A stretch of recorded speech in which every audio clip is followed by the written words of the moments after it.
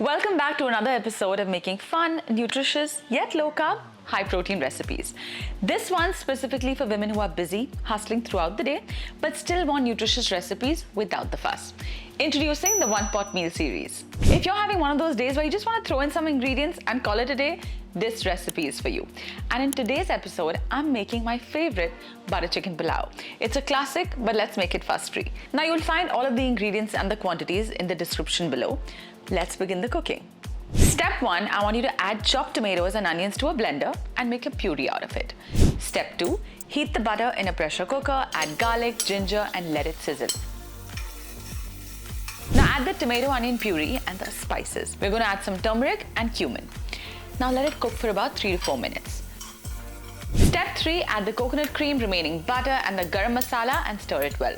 Instead of regular heavy cream, I'm going to use coconut cream, but using heavy cream is okay too because look, it has negligible amounts of lactose and casein and people generally do well on it.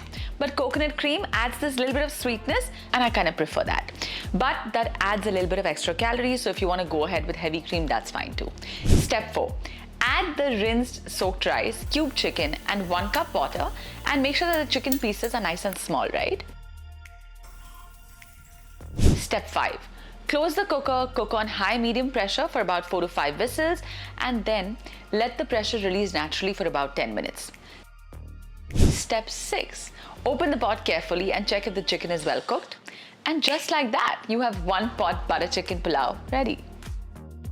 Now when you cook the rice along with the chicken together in the pressure cooker, it makes the process really fuss-free, right? But also it makes it a complete meal.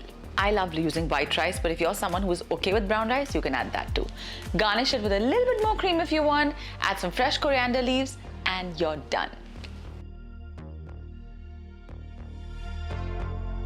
Hope you enjoyed this, and if you did, then leave a comment below and stay tuned for more recipes like these.